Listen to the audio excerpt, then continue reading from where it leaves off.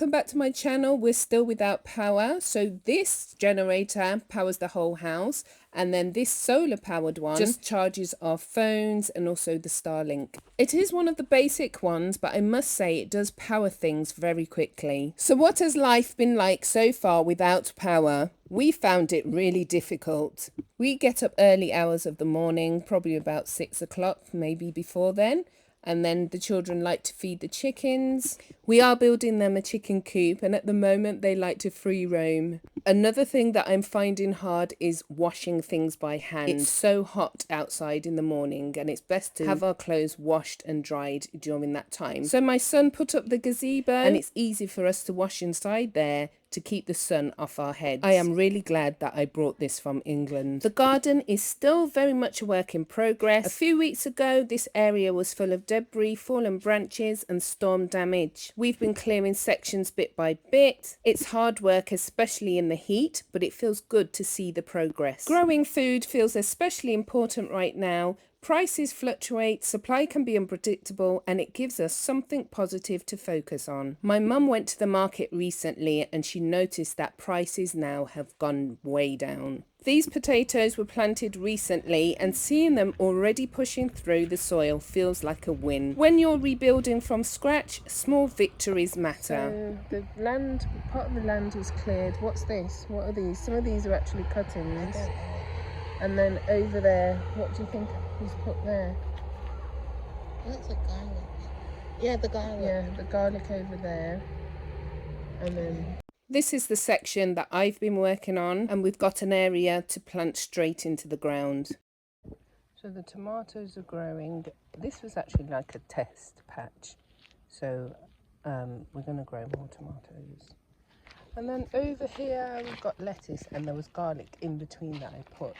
And so far nothing has troubled the lettuce, like no insects, which is good. Look at that, our first cucumber. This is so good. We've got a long way to go until the garden is up to the way I want it to be. So we've managed to get our planter boxes, and they were built by my son, which makes them even more meaningful. We've got them down in the garden now, and we'll start to get them filled and then plant the seeds into them. I want to add another 4 to this, and also to add a polytunnel.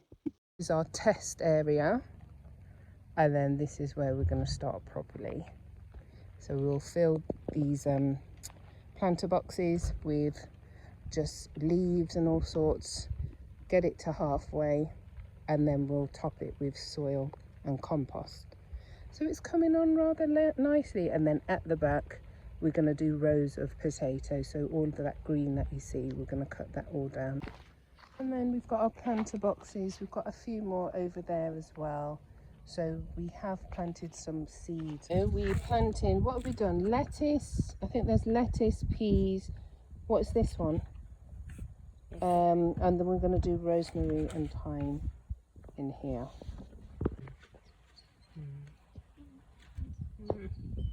Some of the things that we are using right now actually came with us from England, and one of the most useful was this portable water pump shower.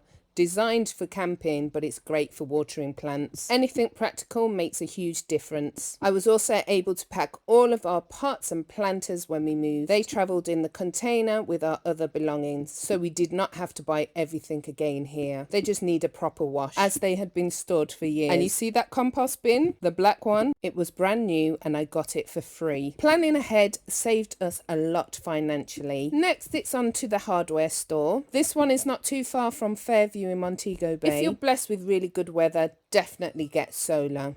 If you're building or repairing in Jamaica, places like this become part of your routine. Inside, there are tools, plumbing supplies, paint, fittings, doors, literally everything for a house. But prices can be very different compared to the UK. Some items are similar, but others are significantly more expensive. And what I noticed as a foreigner, not necessarily in this store, I'm very much aware that sometimes prices aren't always fixed. As a British person here, you realise quickly that prices can vary depending on who you are. Taxi fares, small purchases, even services, sometimes the price increase once they hear your accent. And unfortunately, I cannot change mine. It's not everyone, of course, but many people are incredibly kind and fair, but it does happen. I remember one of the first things that I had brought for Jamaica were solar lamps. During the day, we placed them outside, ready to use for the evening. I have seen these lights quite a lot around the area, and I am tempted to buy some.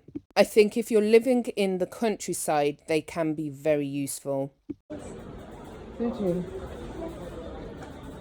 Gloves, work gloves, boots. Huh? Okay, show me the Mount Walker. 2,000 for the small tin, 6,800 for the big tin. I want this one. The sander. We've got one. We've got a mouse sander, but I want this one.